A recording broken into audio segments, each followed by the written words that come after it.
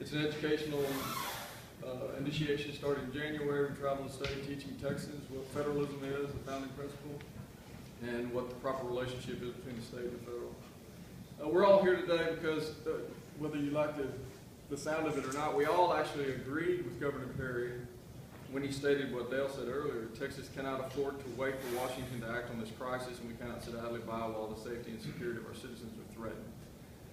As much as we support the governor's words, we're equally dismayed by the lack of urgency shown by the governor in standing behind those words and doing everything he can to deal with this crisis. Much of the confusion around this crisis revolves around where ultimate responsibility lies. Fingers are pointing in every direction, and Texans are left unclear as to who should lead.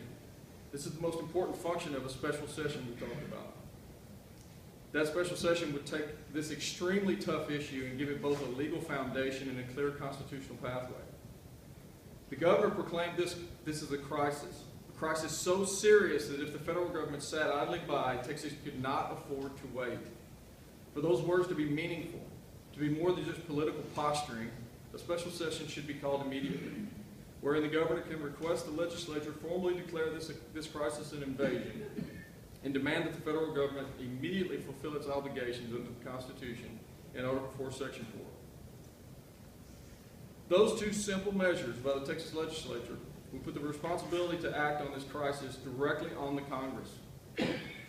It would also clear up much of the public's confusion and give the citizens of Texas direction and a clear picture of the constitutional process.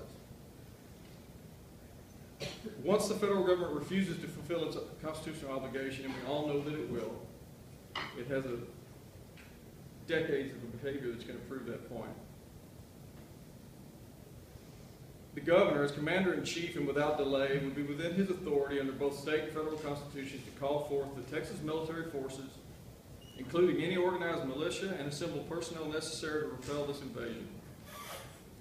As with every state in the Union, Texas is expected to follow the Constitution of the United States.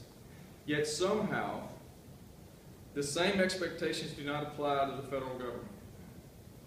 And because of a history of people in politics with a general lack of knowledge about the Constitution to go along with their lack of principles and character, the same Constitution that was written and ratified specifically to limit this supposedly federal government has not limited it in any serious way for well over a century.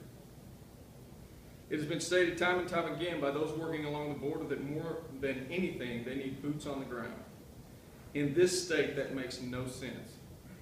Texas is over 26 million strong and has the resources necessary to ensure that those who are crossing into Texas through international ports of entry legally are free to do so,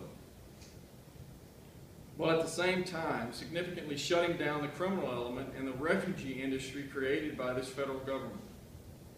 This is not and never has been about stopping people from legally entering Texas.